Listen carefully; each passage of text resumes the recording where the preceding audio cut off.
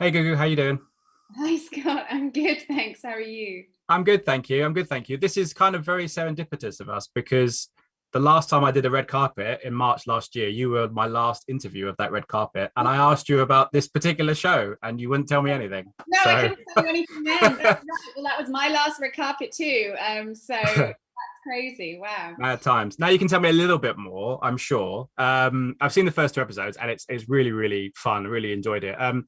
Obviously, Marvel and the MCU has a big draw to it. But what specifically did Kate and Michael and Kevin kind of pitch to you, and what kind of convinced you to say yes to this one? Yeah, I had a 2-hour phone pitch conversation with Kate Herron, which was sort of my first introduction to the show. And it was amazing. She was just so passionate and sort of pitched all 6 episodes to me over the phone with Kevin, our producer as well. And I don't know, I just thought it sounded really refreshing. I know the character of Loki. I had worked with Tom a little bit. We were at drama school together. And so I sort of felt like it was really special that that character was going to get its own show.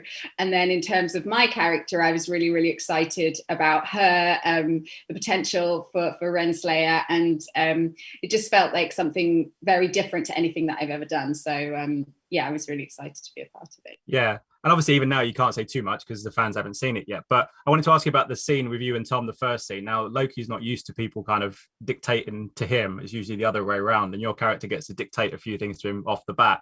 How much fun was that scene to do? Because you're dealing with a slightly different Loki. This is the Loki of 2012 rather than Loki of the one that's dead. That must have been a very exciting day on set, I can imagine.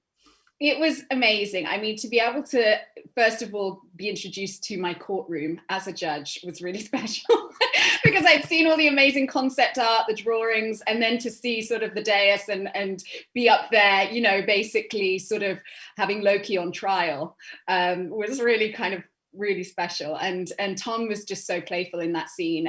Obviously, as the god of mischief, you know, I mean, every take was very different. He was always trying to wrong foot me and Renslayer, you know, in that trial process. So it was really fun.